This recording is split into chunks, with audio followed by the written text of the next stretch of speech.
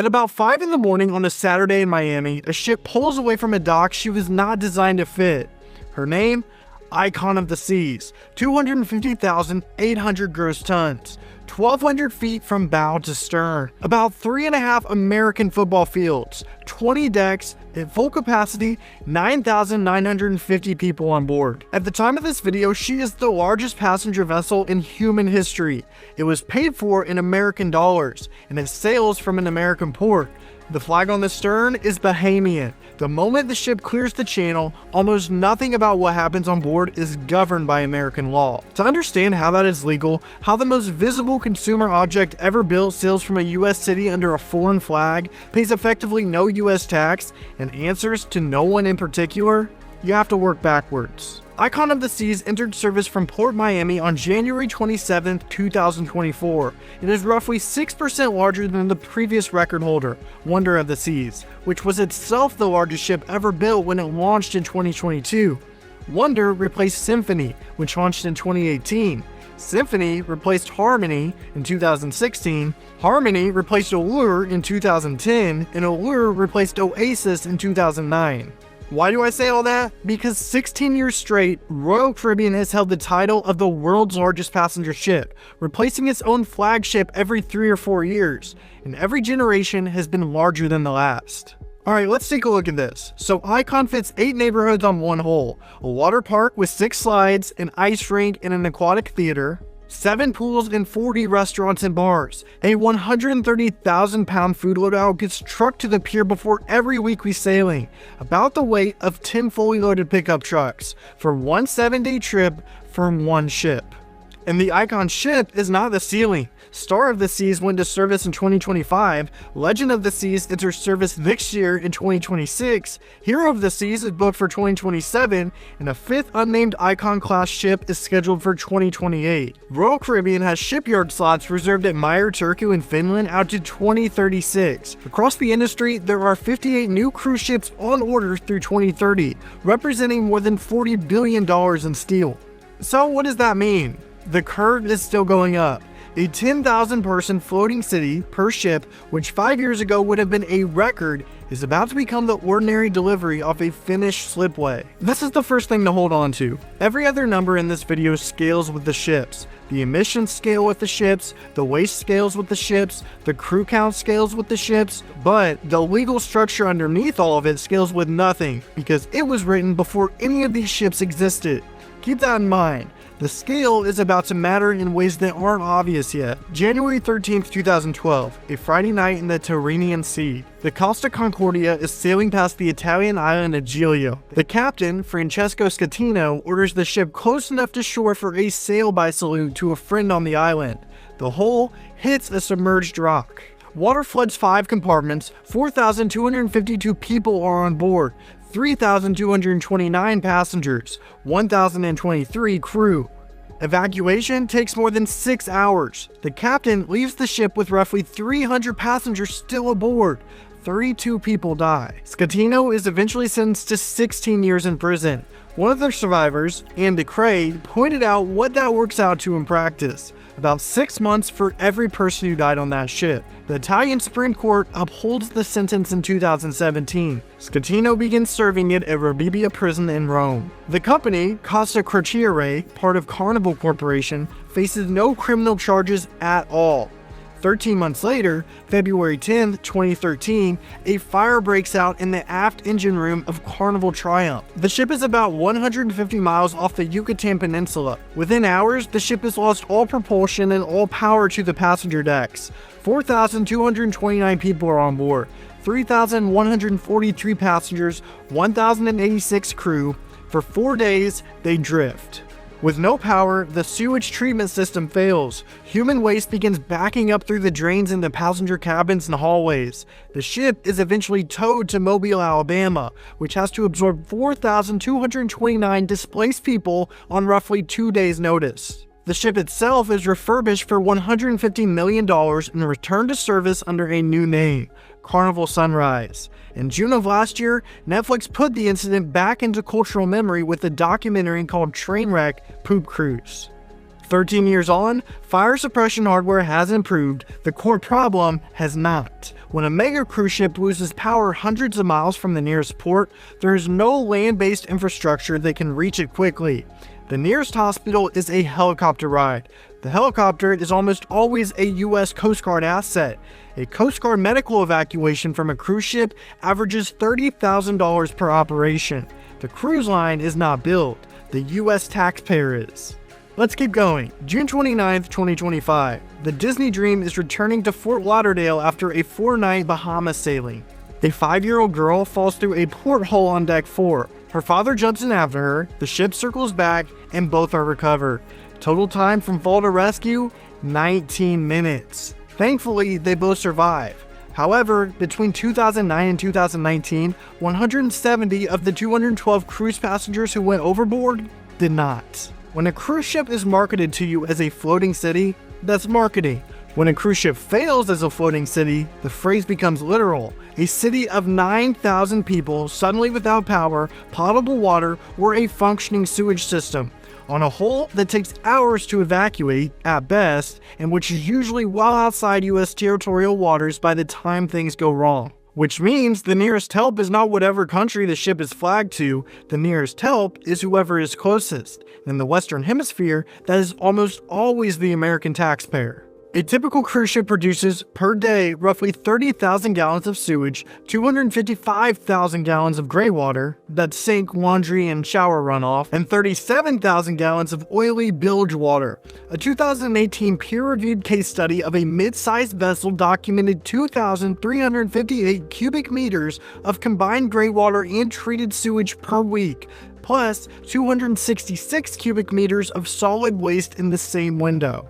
If a facility on land produced that volume of waste, it would need discharge permits under the Clean Water Act. It would be monitored, inspected, and required to file public reports. A cruise ship produces the same volume and then some and is functionally exempt under MARPOL, the International Maritime Pollution Convention, and under a narrow 2000 U.S. provision called Title 14, which applies only in Alaskan waters. And get this, graywater, which several peer-reviewed studies argue carries higher public health risks than treated sewage once you get to this scale, is almost entirely unregulated outside Alaska. Now, the emissions. In 2017, Carnival Corporation's fleet, a single cruise operator, emitted more sulfur dioxide in European waters than all of Europe's passenger cars combined. That's 260 million vehicles in the country of origin of the diesel engine, and the comparison is not close. Carnival's fleet emitted 10 times what 260 million cars did. Carbon is the same shape of story, told with smaller numbers. Even the most efficient large cruise ships emit around 250 grams of CO2 per passenger kilometer. A long-haul commercial flight, the thing environmental reports usually treats as the ceiling for personal transportation emissions, averages about 80. While analyzing typical Seattle to Alaska itineraries, Friends of the Earth put the per-day cruise passenger footprint at 421 kilograms of CO2. For an equivalent land-based American vacation, the same methodology produced 52. 1 day at sea on a cruise ship emits roughly what 8 days of land would. What makes all of this hold together and what keeps it legal is the fragmentation of who is supposed to care. The EPA has some authority here, the Coast Guard has some, state environmental agencies and the National Park Service each have slices of jurisdiction too. Flag states like Panama, the Bahamas, Liberia have ultimate jurisdiction over the whole itself. Nobody owns the outcome. Whatever falls between the jurisdictions falls in the ocean. If the volumes are genuinely this large, what happens when a cruise line gets caught? From 2005 to 2013, Princess Cruises' Caribbean Princess was dumping oily waste directly into the ocean using an illegal bypass hose, a magic pipe, that routed engine room bilge water around the required oil water separator in Overboard. Records were falsified, crew members were coerced into lying to the Coast Guard. When a junior engineer finally reported it and resigned in 2013, the investigation went on for another 3 years. In December 2016, Princess pleaded guilty to 7 felony charges. The Justice Department imposed a $40 million fine. At the time, the largest criminal penalty ever assessed for deliberate vessel pollution. Carnival Corporation, Princess's parent company, agreed to 5 years of court-supervised environmental probation. The probation applied to all 8 of Carnival's cruise brands: Carnival Cruise Line, Princess, Holland America, Seabourn, Cunard, Costa, AIDA, and P&O. The probation was meant to serve as deterrent. In the first 2 years of that probation alone, 2017 to 2019, the court-appointed monitor documented more than 800 additional environmental violations across the Carnival fleet. 66,000 gallons of ballast water dumped illegally, hundreds of thousands of gallons of treated sewage and food waste discharged in Bahamian waters. In one particularly well-documented case, plastic was mixed with food waste and discharged intentionally during what the crew referred to internally as pre-inspection secret audits. In June 2019, Carnival pleaded guilty to 6 probation violations and paid an additional $20 million. In February 2022, another $1 million on top of that. Then the probation ended. The ships kept sailing, which brings us to what is, by a comfortable margin, the strangest find in the public records on any of this. In September 2018, Holland America's Westerdam, also part of Carnival, illegally dumped 22,500 gallons of graywater into Glacier Bay National Park, Alaska, a protected marine ecosystem inside a federally designated national park. The National Park Service fined Holland America $250. That's it. That's about what a city would charge you for misusing a handicap parking card. The Glacier Bay fine is what happens when the penalty ceilings in the relevant federal statute were written with recreational boaters in mind, and then left unchanged while the vessels they were meant to regulate grew to 250,000 gross tons. There was no oversight failure and no malfunction of process. The statute did what the statute said to do. The enforcement story goes this far and no further. The interesting question is not what Carnival did, it is why. Even when Carnival is caught, probated, and fined at record-setting levels, the ships change nothing. That question is the next layer, and it is the one most reporting on this industry stops short of. Over a recent 5-year window, Carnival Corporation paid an effective total corporate tax rate of 1.1%. Not US tax rate, total tax rate. Federal, state, local, and foreign combined, on $11.3 billion in cumulative profit. The standard US corporate rate is 21%. Most Americans pay a higher effective federal rate on their salaries than Carnival pays on its global business. The statutory basis is Section 883 of the U.S. International Revenue Code. The provision exempts foreign shipping corporations from U.S. federal corporate tax on qualified shipping income, as long as the country where the corporation is incorporated offers reciprocal treatment to U.S. operations. So, the companies incorporate where the treatment is most favorable. Carnival is incorporated in Panama, Royal Caribbean is in Liberia, Princess is in Bermuda, Celebrity is in Malta, Disney Cruise Line is in the Bahamas. The only major cruise ship that flies the US flag is Norwegian's Pride of America, and Norwegian only registered that one ship domestically because it is the only cruise ship that sails directly between US ports, which under US law a foreign flagged vessel cannot do. And that is the piece the whole industry rests on. The Passenger Vessel Services Act of 1886. That statute, signed into law 139 years ago, prohibits foreign flag ships from transporting passengers directly between 2 U.S. ports. It is why your Alaska cruise out of Seattle stops in Victoria, British Columbia. It is why a Miami to New York cruise effectively does not exist. And it is the load-bearing piece underneath the entire modern cruise ship industry, because it forces every foreign flag cruise to include a foreign port on its itinerary. It becomes the legal justification for keeping those ships foreign flagged in the first place, which makes them foreign incorporated. Which also makes them eligible for the Section 883 exemption, which produces the 1.1% tax rate. 3 laws, 1886, 1920, 1921.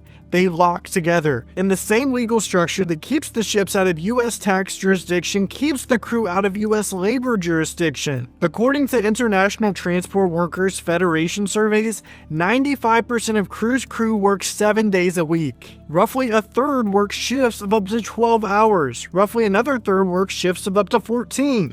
In February of this year, Australian authorities opened an investigation into Carnival Cruise Lines after whistleblowers alleged crew members on board Overboard were earning as little as $2.50 an hour, working 10+ hour shifts for 30 or more consecutive days, sleeping in overcrowded cabins and drinking water they were not confident was safe. ITF inspectors recovered $37.6 million in unpaid seafarer wages in 2021 alone, money the crews had already earned and been denied. All of this is legal because the ships are not flagged in the countries their passengers come from. The mechanism that allows this has a birthday. In 1922, W. Avril Harriman, American Hare, later the Secretary of Commerce, later ambassador to the Soviet Union, registered 2 U.S.-owned ships under the Panamanian flag. The purpose was to continue serving alcohol to American passengers during Prohibition, which U.S.-flagged ships could not do. That was the first major commercial use of what would eventually become the global flag of convenience system. By 1948, Liberia was founded as a ship registry with U.S. backing by former Secretary of State E. Stettinius. By 1968, Liberia had passed the United Kingdom as the largest ship registry in the world. The system that governs the largest passenger ships ever built, the one that determines their tax exposure, their labor standards, their environmental responsibility, and their criminal jurisdiction, was originally devised to help rich Americans keep drinking during Prohibition, and it has never been redesigned. It has simply been allowed to scale, which is where everything in this video finally connects. The individual scandals, the Concordia, the Triumph, the Magic Pipe, the Pothole Rescue, are the parts you can see. The century of compounding law is the part you can't. One explains the other in the same direction every time. Every cheapest cruise ever had you have ever seen is a subsidy. Someone is paying for it. Right now, that someone is a crew member in Manila sleeping forward to a cabin below the waterline, or a port on the Caribbean watching its reef die under a fleet of ships it cannot afford to turn away, or an American taxpayer paying for the Coast Guard helicopter the cruise line will never be billed for. And the ships are still getting bigger. Royal Caribbean has 4 more Icon-class ships confirmed through 2028 after Icon itself, with shipyard slots held to 2036.